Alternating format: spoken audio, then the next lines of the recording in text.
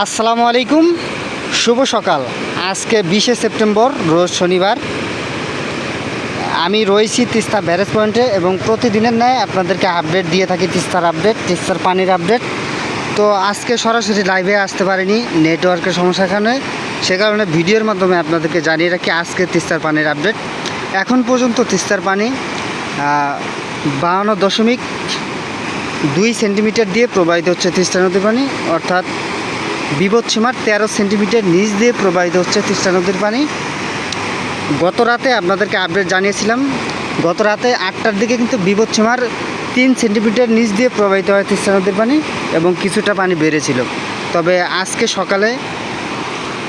সকাল এখন 8টা 54 বাজে। তো এখন পর্যন্ত তিস্তার পানি 52.2 সেন্টিমিটার দিয়ে প্রবাহিত হচ্ছে তিস্তা নদীর পানি এবং বিপদসীমার 13 সেন্টিমিটার নিচ দিয়ে প্রবাহিত হচ্ছে পানি। তিস্তার পানি বেড়ে যাওয়ার কারণে কিন্তু লালমনি এবং নীলফামারী জেলার কয়েকটি জায়গায় ভাঙন দেখা দিয়েছে এবং তিস্তার কয়েকদিনে পানি বেড়ে যাওয়ার কারণে কিন্তু তিস্তার নীলফামারী এবং লালমনি জেলার হাজারো মানুষ কিন্তু নিম্নাঞ্চলে মানুষ যারা রয়েছেন তিস্তাপাড়ে, সেই নিম্নাঞ্চলে মানুষ কিন্তু পানিবন্দী হয়ে পড়ে। এবং আপনারা জানেন যে চাপানিহাটের যে ড্রোনের সাইট, ভ্যান্ডাবাড়ি ড্রোনের সাইট এলাকায় কিন্তু রাস্তায় ভয়াবহ ভাঙন দেখা দিয়েছে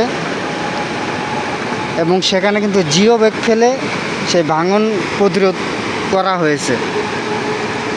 তো এখন পর্যন্ত আপনাদেরকে জানিয়ে রাখি তিস্তার পানির আপডেট এখন পর্যন্ত রয়েছে 52.2 সেন্টিমিটার দিয়ে প্রবাহিত হচ্ছে তিস্তা নদীর পানি এবং বিপদসীমার 13 সেন্টিমিটার নিচ দিয়ে প্রবাহিত হচ্ছে। তো পরবর্তী আপডেট আপনাদেরকে জানিয়ে দেবো ইনশাল্লাহ। এই ছিল আমার কাছে সকালের আজকের সর্বশেষ আপডেট। আসসালামু আলাইকুম।